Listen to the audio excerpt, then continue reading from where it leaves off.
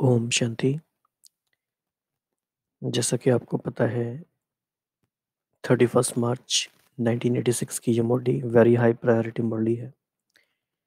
इसमें बाबा ने काफ़ी सारे इम्पोर्टेंट टॉपिक्स को एक साथ लिया है। ख़ास तौर से इसमें 4 इम्पोर्टेंट टॉपिक हैं। तो अभी हम इसमें टॉपिक नंबर 3 पर फोकस करेंगे। बुद्धि की लाइन क्लियर चाहिए। क्यों चाहिए? कैचिंग पावर और टचिंग पावर के लिए। तो ये कैसे करना है? तो आइए इसको समझते हैं। तो आपको ये भी पता है कि बाबा ने इस मुरली में करीब 10-12 बार ये कहा है कि बाप दादा आपको इसके लिए समय दे रहे हैं। बाबा ने हमें एक्स्ट्रा टाइम क्यों दिया है? तो उन सभी बातों पे फोकस करेंगे। तो बाबा ने कहा कि समय प्रमाण जितना वायुमंडल अशांति और हलचल का बढ़ता जा रहा है, उसी प्रमाण बुद्धि की लाइन बहुत क्लियर होनी चाहिए। अगर हम ये बात को रियलाइज़ करें कि हमारे चारों ओर जो माहौल है, हर दिन कोई ना कोई ऐसी बात होती रहेंगी जिनसे कि अशांति और हलचल बढ़ती जाती है। ऐसे समय में हमें क्या चाहिए? बुद्धि की लाइन क्लियर। क्योंकि समय प्रमाण टचिंग और कैचिंग इन 2 शक्तियों की आवश्यकता है। एक तो बाप दादा की डायरेक्शन को बुद्धि द्वारा कैच कर सको। अगर लाइन क्लियर नहीं होगी तो बाप के डायरेक्शन के साथ मनमत भी मिक्स हो जाती है और मिक्स होने के कारण समय पर धोखा खा सकते हैं। जितनी बुद्धि स्पष्ट होगी उतना बाप की डायरेक्शन को स्पष्ट कैच कर सकेंगे। तो बुद्धि क्लियर हमें क्यों चाहिए? क्योंकि बाबा की डायरेक्शन को स्पष्ट कैच करना है।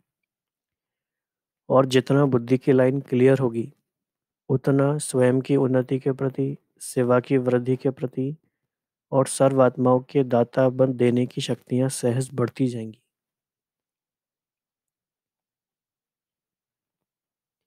और टचिंग होगी कि इस समय इस आत्मा के प्रति सहज सेवा का साधन व स्व उन्नति का साधन यही यथार्थ है। तो बुद्धि की लाइन क्लियर होने से क्या फायदे हो रहे हैं? स्वयं के प्रति, सेवा के प्रति और सर्व आत्माओं के दाता बन देने की शक्तियां बढ़ती जाएंगी। और किसी भी आत्मा की सेवा के कनेक्शन में क्या डिसीजन लेना है उसके लिए टचिंग होगी कि इस समय ये साधन यथार्थ है। यश व उन्नति के लिए भी मुझे अपने लिए क्या करना है और सेवा में क्या करना है, वो जब टचिंग होगी, जब बुद्धि की लाइन क्लियर होगी। तो ये काफ़ी इम्पोर्टेंट बात है।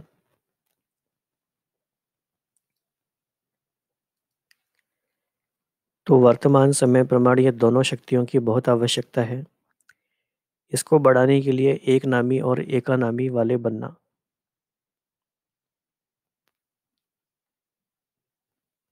तो कैसे बढ़ती है टचिंग पावर और कैचिंग पावर और बुद्धि की लाइन क्लियर कैसे होगी? एक नामी और एकानामी करने से। तो एक नामी का क्या मीनिंग है? एक बाप दूसरा न कोई। दूसरे का लगाव और चीज़ है, लगाव तो रंग है ही, लेकिन दूसरे के स्वभाव का प्रभाव अपनी अवस्था को हलचल में लाता है। दूसरे का संस्कार बुद्धि को टक्कर में लाता है। उस समय बुद्धि में बाप है या संस्कार है। चाहे लगाव के रूप में बुद्धि को प्रभावित करे, चाहे टकराव के रूप में बुद्धि को प्रभावित करे, लेकिन बुद्धि की लाइन सदा क्लियर हो। कितनी ये इम्पोर्टेंट बात है। किसी भी अगर हम ऐसे दिन को याद करें कि जिस दिन हमारी बुद्धि की लाइन क्लियर नहीं है, और हम अगर ये आइडेंटिफाई कर पाते हैं कि क्या रीज़न रहा, क्यों हमारी लाइन क्लियर नहीं है, तो ज़रूर ये बात होगी कि या तो किसी के लगाव में आ गए हैं या किसी के टकराव में आ गए हैं। तो हमारी जो लाइन में कम्युनिकेशन में प्रॉब्लम आ जाती है बाबा के साथ। तो एक नामी होंगे तो ना लगाव होगा ना टकराव होगा। तो एक बाप दूसरा ना कोई, इसको कहते हैं एक नामी। और इकोनॉमी क्या है? इकोनॉमी क्या है? सिर्फ स्थूल धन की बचत को इकोनॉमी नहीं कहते। वह भी ज़रूरी है, लेकिन समय भी धन है, संकल्प भी धन है, शक्तियाँ भी धन है। इन सब की इकोनॉमी व्यर्थ नहीं गवाओ। इकोनॉमी करना अर्थात जमा का खाता बढ़ाना। और ये कितने आश्चर्य की बात है कि इस स्थूल धन को हम इतना महत्व देते हैं अपनी लाइफ में।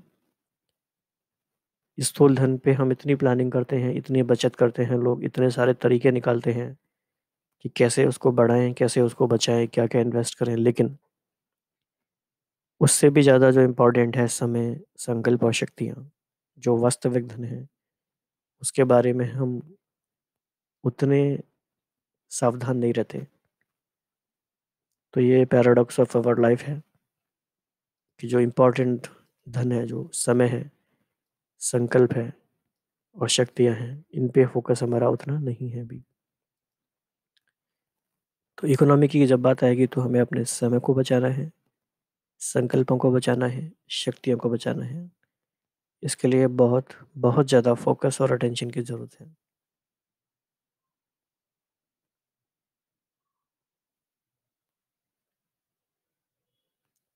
तो आपको ये पर्सनल अपना प्लानिंग करना है, डायरी मेंटेन करके करें, चाहे कैसे भी करें, कि हम अपने समय को कैसे बचाएं, कहाँ कहाँ से हमें अपने समय को विड्रॉ करना है, किन किन बातों में संकल्पों को नहीं लगाना है, और कौन कौन सी ऐसी बातें हो जाती हैं जिनमें शक्तियाँ व्यर्थ चली जाती हैं। इन तीनों की बजटिंग करना, प्लानिंग करना, ये हमारा इंडिविजुअल पर्सनल पुरुषार्थ है। तो एक नामी और इकोनॉमी के संस्कार वाले ये दोनों शक्तियों का अनुभव कर सकेंगे। और ये अनुभव विनाश के समय नहीं कर सकेंगे, ये अभी से अभ्यास चाहिए। तब समय पर इस अभ्यास के कारण अंत में श्रेष्ठ मत व गति को पा सकेंगे। आप समझो कि अभी विनाश का समय कुछ तो पड़ा है, चलो 10 वर्ष ही सही, लेकिन 10 वर्ष के बाद फिर यह पुरुषार्थ नहीं कर सकेंगे।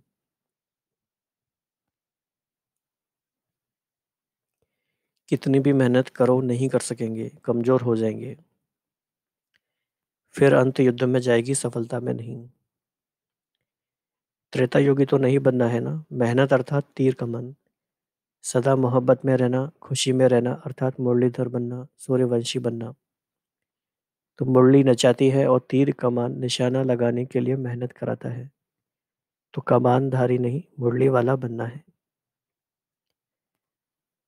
इसको हम ऐसे भी कह सकते हैं कि what kind of life do I want, struggle always और पीस एंड हैप्पीनेस।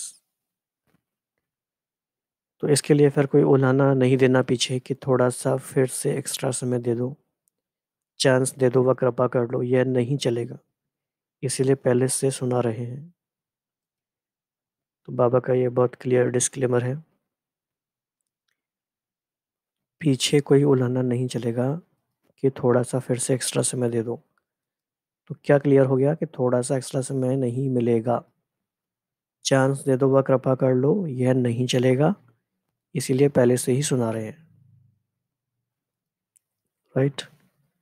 तो चाहे पीछे आया है चाहे आगे, लेकिन समय के प्रमाण तो सभी को लास्ट स्टेज पर पहुंचने का समय है।